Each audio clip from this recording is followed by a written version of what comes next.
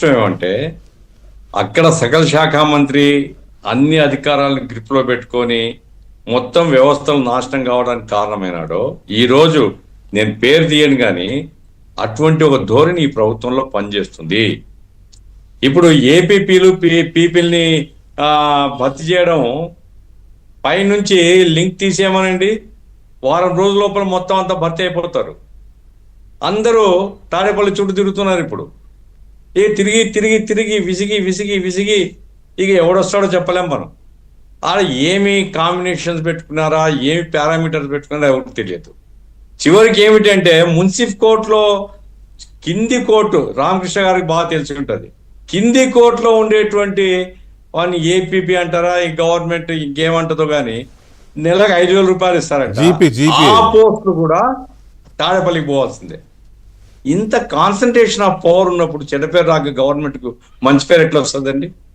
ఇప్పుడు సిఐలు ఇక్కడ నాకు పర్సనల్ కూడా నాకు తెలిసినటువంటి ఒక ఇన్సిడెంట్ చెప్తానండి. ఒక మంత్రి ఒక సిఐకి ఫోన్ చేసినాడు, ఇక వేరే ఫోన్ చేయించుకొని పోయినాడు. అతను పోతే అతని ముందు, ఏమయ్యా మంత్రి ఫోన్ చేసిన పని చేయాలా నీకు, చేయనిపో, ఎవరు చెప్పుకో చెప్పుకోపో, ఇది ఆన్సరు.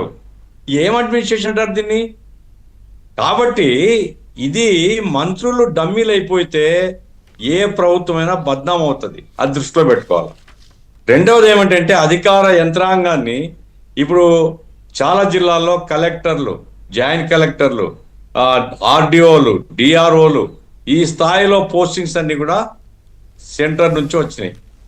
ఈ స్థాయిలో పోస్టింగ్ సెంటర్లో వచ్చిన తర్వాత వాడు ఎవరిని కేర్ కూడా చేయడం లేదు, ఎవరు పని చేయడం లేదు, ఎవరి మాట వినడం లేదు. ఎట్లా అడ్మినిస్ట్రేషన్ ముందుకు పోతారండి? ప్రజలకేమో రోజు అవసరాలు అక్కడే ఉంటాయి. జిల్లా ఎమ్మెల్యేలు పోయినా అక్కడేం పని జరగడం లేదు. ఇవన్నీ కూడా సీరియస్ గా ఆత్మ పరిశీలన చేసుకుంటే మంచిది. ఆత్మ పరిశీలన చేసుకోరనుకోండి, చేసుకోకపోతే నష్టపోయేది మీరే, మాకేం జరగదు. ఇది దయచేసి అడ్మినిస్ట్రేషన్ చక్కదిద్దుకొని అధికార పంపకము, జనం దగ్గరికి పోవడము, జనంతో మమేకం కావడము. ఒక మంత్రి ఉన్నాడండి, ఆయన దగ్గర పోవాలంటే ఆధార్ కార్డు, ఆ తర్వాత తెలుగుదేశం లెటర్ ఉండాలా. అరే ప్రజలతో గెలవడానికి ఎందుకండి ఇది? ప్రజల్ని ఆ దృష్టి ఎందుకు చూస్తారు మీరు? న్యాయం అయితే చేయండి, న్యాయంగా చేయొద్దు, అనుకూలమై చేయండి, కాబట్టి చేయొద్దు, అంతే తప్ప ప్రజల్ని గెలవడానికి కూడా ఈ రకమైనటువంటి రేఖలు ఎప్పుడైతే పెట్టుకుంటారో నష్టపోతారని మాత్రం చెప్పవచ్చు. రైట్. రామకృష్ణ గారు, ఇక్కడ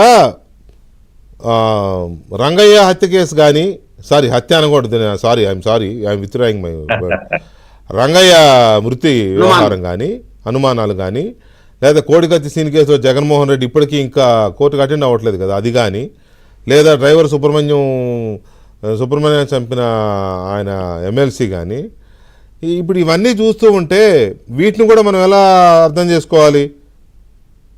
వెంకటకృష్ణ గారు, సార్ ఏమైనప్పటికీ కూడా డ్రైవర్ సుబ్రహ్మణ్యం యొక్క హత్య కేసును మాత్రము ఈ కూటమి ప్రభుత్వం ఖచ్చితంగా పట్టించుకోవాలంట.